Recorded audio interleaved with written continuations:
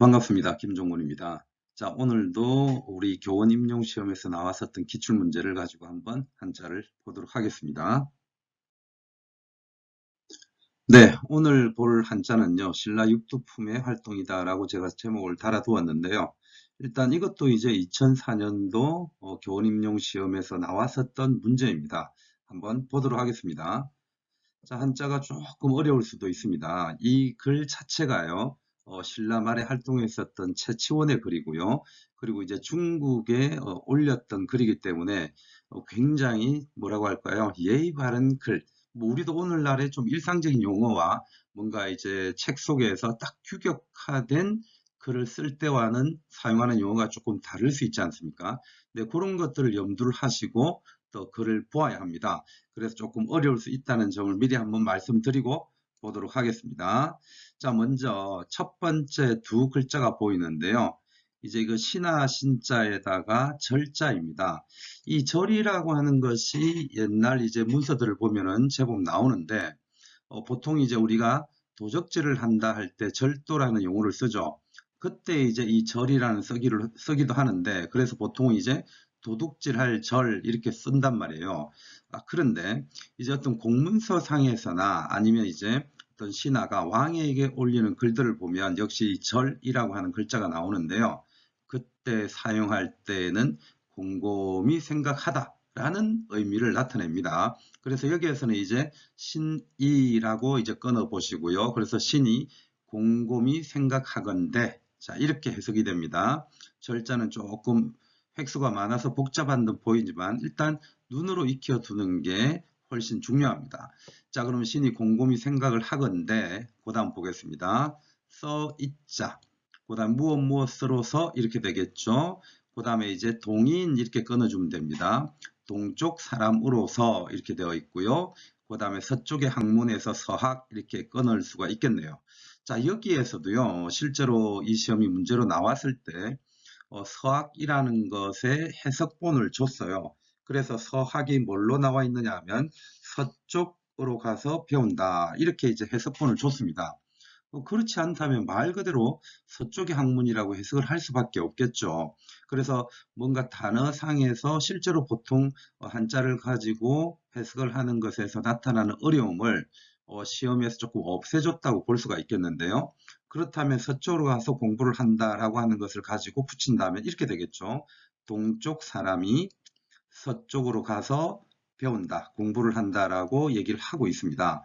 자, 그런데 역시 배경 지식으로서요. 제가 이제 제목을 달아두었으니까 어느 정도 판단을 할 수가 있습니다. 즉 뭐냐 하면 동쪽 사람이고요.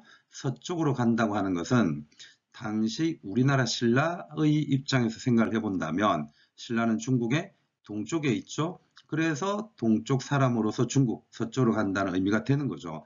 그래서 대부분의 이 글의 해석본을 본다면요. 동쪽 사람으로서 서쪽에 가서 학문을 배운다. 이 정도로 직역을 하는 게 아니라 이렇게 해석을 합니다. 신라인으로서 이렇게요. 신라인으로서 중국에 가서 학문을 배우는 것. 이렇게 이제 의역을 할 수가 있다는 거죠. 이해되시죠? 자, 그러면 다시 한번 보겠습니다. 신이 곰곰이 생각을 해보건대 신라인으로서 중국에 가서 학문을 배우는 것. 네, 그것은요. 자, 이제 뒤에 보겠습니다. 오로지 유자에, 그 다음에 예절 예자에 함께 여자고요. 그 다음에 즐거울 낙자입니다. 그래서 오로지 하고 끊으면 되겠고요. 예와 함께 악을 이렇게 해석을 할 수 있겠죠. 그런데 여기에서도 이제 예와 함께 악이라고 하는 것보다는 일반적인 해석을 보면 이 여자를 빼버리고요. 여자를 빼버리고 예악을 배운다라고 표현을 합니다. 그게 훨씬 더 낫겠죠. 네, 그래서 이제 예악을 배운다라고 해석을 한다는 거 보시면 되겠고, 그러면 오로지라는 부사가 앞에 있음으로 해서 우리가 중국에 가는 이유는 오로지 예악을 배우는 것이다 라고 이제 해석을 하면 되겠죠. 자, 그리고 나서 이제 뒤에 한문을 한번 보신다면요. 이를 지자이고요. 그 다음에 이거는 이제 보통 우리가 사신, 그리고 이제 뭐뭐 하게 하다, 시키다 이런 식의 뜻이 있다고 했는데요. 지금까지 이제 한자를 보시면은 견사, 그래서 보낼 견자를 썼을 경우에는 내 선비라는 선비가 아니라 그 사신이라는 의미가 많았었죠. 근데 여기에서는 이제 사신이라고 해도 되겠지만 뒤에 문장을 보면 그게 조금 사신으로 보기는 어렵습니다. 자, 일단 뒤에를 한번 보시죠. 그럼 여기에서 이제 공격한다 문장 이것보다는 이제 이거는 닦을공 뭔가 그래서 오늘날의 문장으로 단어로 바꾼다면 이 공무는 공부하다라는 의미가 됩니다. 그리고 네, 써 이자가 있고요. 그 다음에 요거는 이제 남을 여자죠. 그래서 남는 힘으로, 그래서 여력으로 이렇게 됩니다. 자, 그러면 이제 뒤에 있는 요 5글자를 한번 해석을 해보겠습니다. 이쪽 5글자.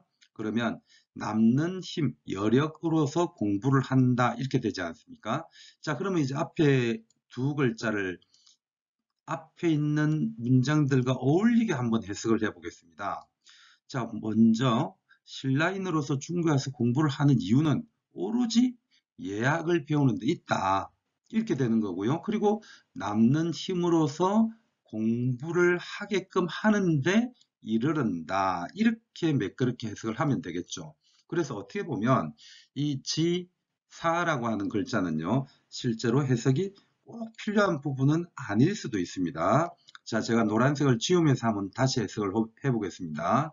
자, 신하가 곰곰이 생각을 해보건대 신라인으로서 동쪽 사람으로서 서쪽에 가서 공부를 하는 것, 중국에 가서 공부를 하는 것은 오로지 예학을 공부하는 데 있으며 그리고 어디에 이르게끔 한다고요? 남는 힘이 있으면 그것으로서 공부를 하게끔 하는 데 있습니다. 자, 그렇게 이제 해석이 되겠죠. 자, 그러면 이어서 다른 한자를 한번 보도록 하겠습니다. 자, 그리고 뒤에 두 번째 뭐가 나왔느냐 하면 변화시킬 변자입니다. 일반적으로 우리가 변화한다고 할 때 제법 쓰는 한자죠. 그 다음에 이거는 이제 말씀 어자니까 언어 이렇게 볼 수도 있고요. 말이라고도 볼 수가 있는데 뒤에 정음이라고 하는 한자가 나옵니다. 한자 그 자체만 놓고 본다면 역시 바른 소리라고 이렇게 해석을 할 수가 있겠는데요. 이거는 시험 볼 때 해석을 주지 않았어요. 근데 이제 이것도 문장 속에서 어떤 약간의 언어적인 센스가 있으면 좋은데요. 일단 한 글자 한 글자는 아마 모르는 글자가 없을 겁니다. 자, 다시 본다면, 네, 말을 변화시킨다. 어떻게 해요? 정음으로 이렇게 되어 있지 않습니까? 그래서 여기에서 정음이라고 하는 것은요, 바른 소리인데, 여기에서는 그냥 바른 소리라기보다는 중국어가 됩니다. 그런 게 이제 사실은 좀 어려워질 수가 있죠. 그래서 신라인으로서 중국에 갔기 때문에 중국어를 배우게끔 하는 것을 표현한 것이 변어 그리고 이 정음 이렇게 됩니다. 그래서 중국어로 말을 변화시킨다. 뭐 아니면은 중국어를 배운다. 이제 이렇게 어역도 가능할 거고요. 아니면 중국어로 번역을 한다. 뭐 이런 식으로 어역이 가능할 겁니다. 자, 그렇다면 다시 한번 보겠습니다. 자, 우리가요. 자, 신라인이라는 전제를 계속 깔아두시고 우리가 중국에 가서 공부를 하는 것은 약을 배우고요. 그리고 남는 힘을 가지고 공부를 하는데 그 공부를 하는 힘이 이제 중국어를 네, 할 수 있게끔 하고요. 이렇게 해석을 하면 되겠죠. 그래서 우리말을 변화시켜서 중국어를 할 수 있게끔 하고요. 자, 그리고 문, 자, 글이라고 하는 것, 문이라고 하는 것은 곧 즉자가 되겠죠. 자, 그럼 문은 곧 그 다음에 요거는 이제 약간 우리가 보기는 하는 글자인데 일단 네, 더할 비자가 됩니다. 자, 다시 한번 보겠습니다. 여기에서 이 비라고 하는 것은요. 더할 비자. 그런데 당시 시험장에서는 더할 비자는 어느 정도 알고 있겠지만 실제 시험지에서는 더한다라는 것보다는 네, 도움을 준다라고 해석을 하라고 해석본을 줬어요. 이 비자에 대해서. 그래서 이제 도움을 준다라고 한번 해석을 해보시오라고 준 거고요. 그 다음에 이제 뒤에 있는 닦을 숫자가 있고 표. 표는 우리가 좀 보아왔죠. 뭔가 나라와 나라 사이에서 어떤 상대 나라에게 뭔가 외교적인 문서를 줄 때를 표라고 했었고요. 네, 그렇다고 본다면 여기에서 이제 표와 문장할 때 장자가 들어가 있으니 이 표장이라고 하는 것은 하나의 단어로 보면 될 겁니다. 그러면 외교 문서라고 한번 해석을 해보겠습니다. 외교 문서를 닦는다. 뭐 이렇게 직역이 될 건데 요거는 외교 문서를 쓴다라고 하면 좋겠죠. 그래서 외교 문서를 만든다, 쓴다라고 하면 되겠고요. 따라서 다시 한번 해석을 해보겠습니다. 문장은요, 곧 즉자니까 곧 도움을 줍니다. 무슨 도움을 주나요? 표장을 만드는데, 그죠? 표장을 만드는데 도움을 줍니다. 자, 해석은 된 거죠? 전체 문장을 잘 어우러지게 보셔야 문장이 깔끔하게 이해가 됩니다. 자, 우리가 신라인으로서 중국에 가서 학문을 하는 이유는 예학을 배우는 것이 고요. 그런데 남는 힘이 있다면은 공부를 합니다. 이렇게 봤고요. 그리고 네, 중국어도 할 수 있게 되고요. 이렇게 어역을 하는 게 좋겠죠. 중국어를 할 수 있게 되고요. 그리고 문장은 자, 문장은 곧 어떻게 합니까? 표장을 짓는데 도움을 줍니다. 라고 얘기를 합니다. 자, 그러면서 뒤에 문장을 또 한번 보도록 하겠습니다. 자, 진짜도 어느 사례에서 한번 본 적이 있는데요. 이 진이라고 하는 것이 베풀다 이런 뜻으로 쓰이기도 했고요. 그리고 어떤 식으로 쓰이느냐 하면 말하다 뭐 이런 식으로 됩니다. 그래서 역시 말하다, 베풀다, 뭔가 하다 이제 이런 게 되는데요. 해외라고 하는 단어는 보이니까 우리가 일반적으로 쓰는 단어니까 아실 거고요. 해외의 그 다음에 신절 이렇게 되어 있죠. 이 절이라고 하는 것은 우리가 보통 이제 마디 절자로 쓰기도 하죠. 그래서 구구절절 이렇게 하기도 하겠지만 이 절자가 마디라는 의미뿐만 아니라 절개라는 의미도 사실은 한자 자체에서 가지고 있죠. 그래서 이게 신절이라고 하면 뭐가 되느냐 하면 신하의 절개 이렇게 됩니다. 자, 그래서 이 문장을 해석을 해보면 네, 이렇게 되겠죠. 신하로서의 절의를 어떻게 한다? 말하도록 한다라고 하면 되겠습니다. 그러면 이제 해외라고 하는 것은 중국의 입장에서 해외니까 네, 신라의 신하로서의 절의 이렇게 하셔도 되고요. 굳이 여기에서는 해외를 해석을 할 필요는 문장상 좀 없다는 느낌이 드시죠? 그렇게 해서 일반적으로 이제 해석을 하기로는 요 금방 했었던 문장만 한번 보겠습니다. 네, 여기에서 이 6글자 어떻게 해석을 한다고요? 해외는 이제 해석을 하지 마시고요. 신하의 절개를 말을 하도록 합니다. 이렇게 되는 거죠. 이렇게 되면 앞에 문장하고 어울러지나요? 자, 가서 공부를 하는 이유는 예학을 하는 것이고 남는 힘으로 공부를 합니다. 그래서 공부를 해서 중국어도 사용할 수 있게 되고요.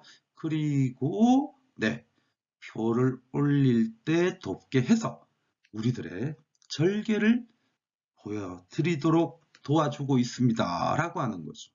뭔가 약간 제 생각에는 중국 황제에게 좀 이렇게 우리가 왜 여기까지 와서 공부를 하고 있는지를 말할 뿐만 아니라 뭔가 자신을 끊임없이 낮추는 모습까지 보여주고 있죠. 자, 계속해서 한번 보겠습니다.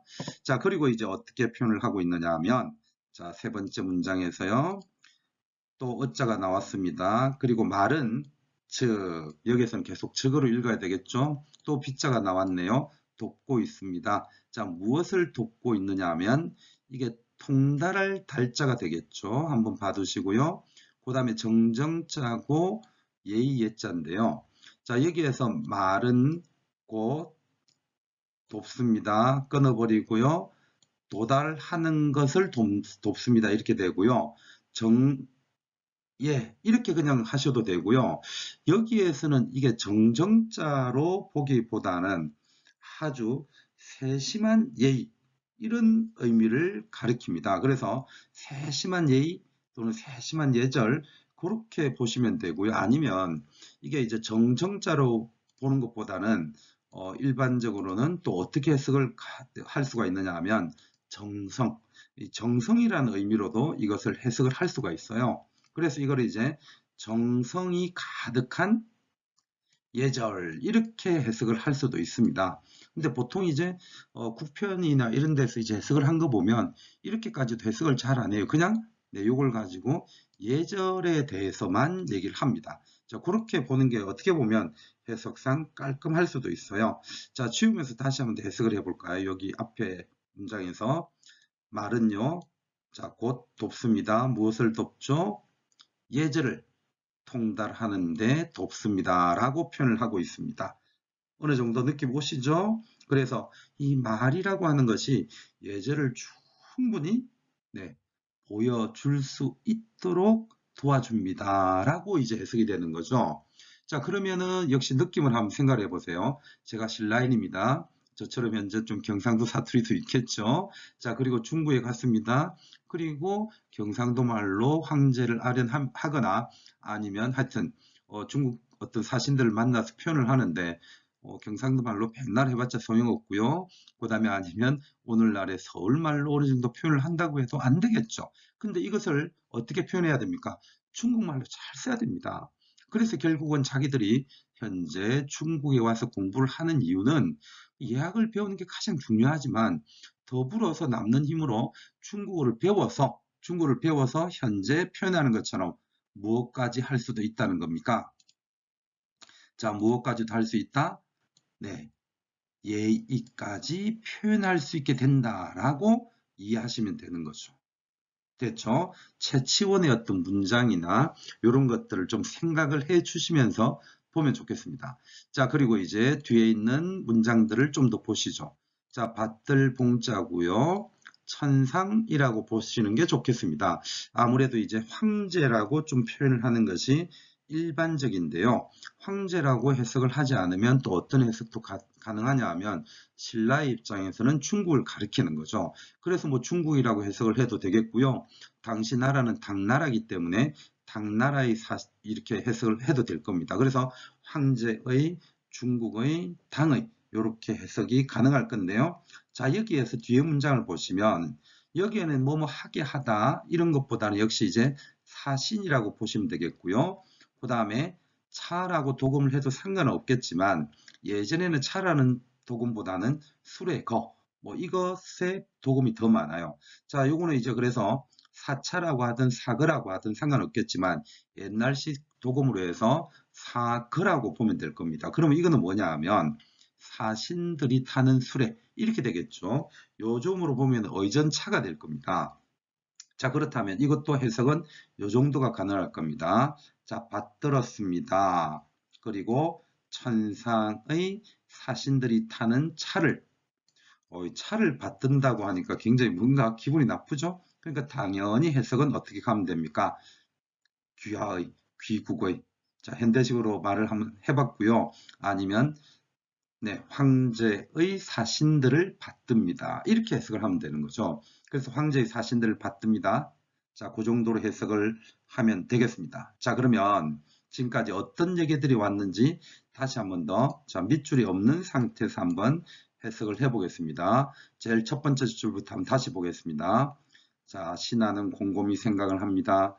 우리가 신라인으로서 서쪽에 가서 공부를 했는데 그것은 오로지 예학을 배우는 것이며 그리고 이르렀습니다. 어디에 이르렀다? 남는 힘으로서 여력으로서 공부를 하는데 이르렀고요. 그것을 가지고요. 중국어를 할 수 있게 되었습니다. 이제 완전히 의역을 하겠습니다. 말을 정음으로 변화시킬 수 있었다. 이것을 자 중국어를 할 수 있게 되었고 그리고 문장으로서는요. 네, 표를 쓰는데 도움을 주었고 그리고 신하의 절개를 네, 표현하는 것에도 도움을 주었습니다. 그리고 세 번째 줄이요. 말은 또 무엇을 도와주었습니까? 네, 아주 정성스러운 예의를 표현하는 것에도 도움을 주었고요. 또 무엇에도 도움을 줍니까? 당나라의 사신들을 받드는 것에도 도움을 주었습니다.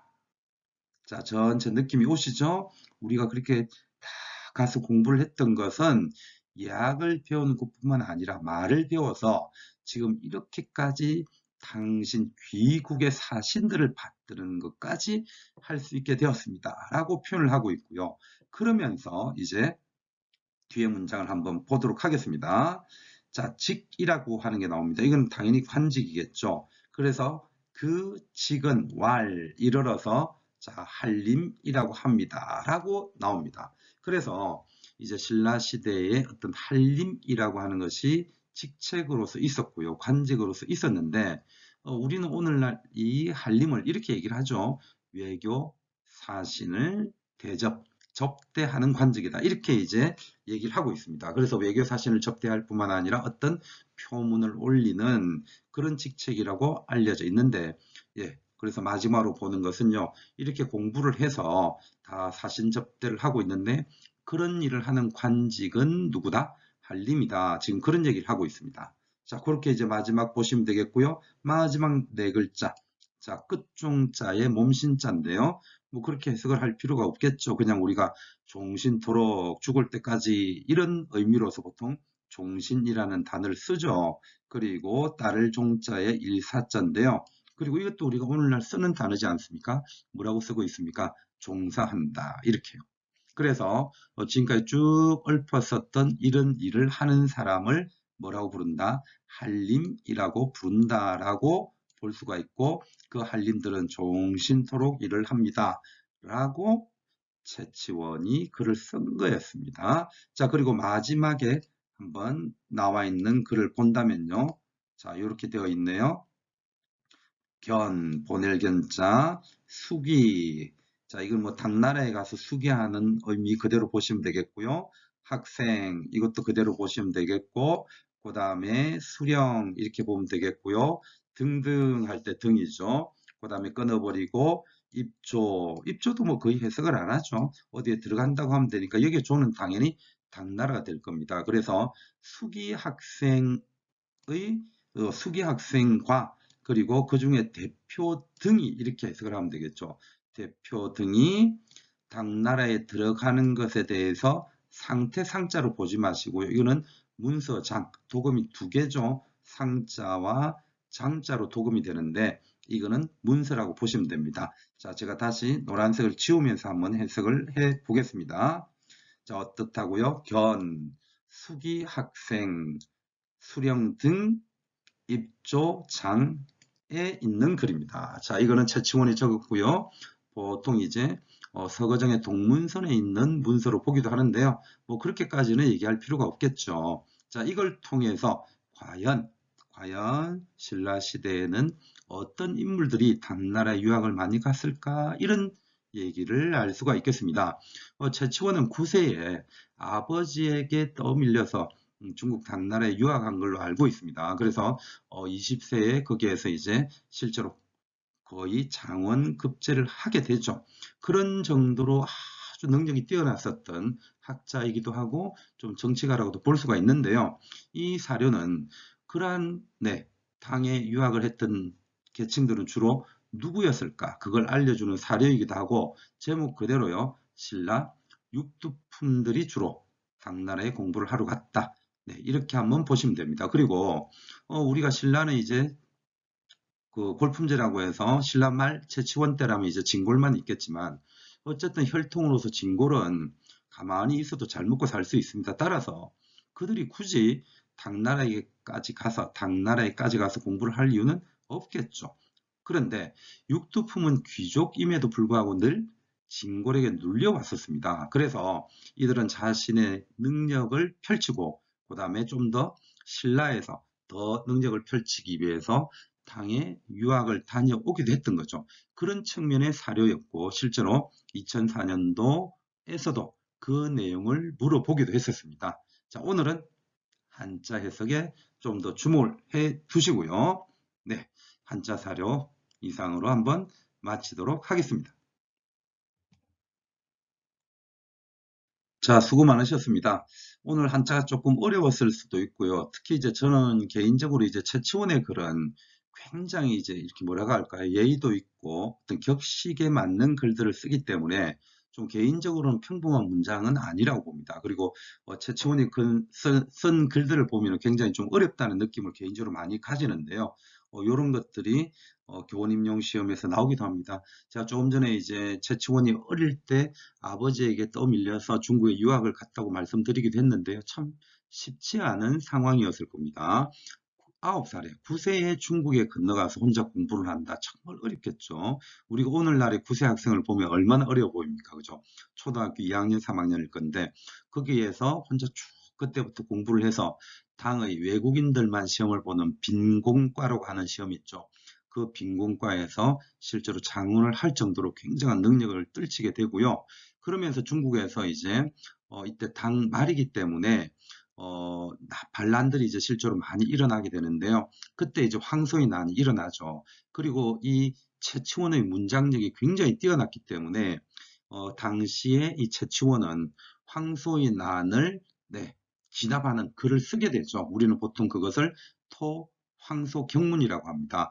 그런 글을 썼던 인물입니다. 다음 기회가 되면은 황소 경문도 한번 보겠지만, 자, 오늘은 이러한 수기 학생과 관련한 글을 보았다고 봐두시고요. 한자 한자대로 한번 봐두시고 기억을 해두시고 신라말에 또는 신라의 육두품과 관련한 한자였었다라고 한번 기억을 해 두시기 바랍니다. 네, 오늘도 수고 많으셨고요. 선생님들의 합격을 진심으로 네, 기원합니다. 이상 세모역사의 김종권이었습니다.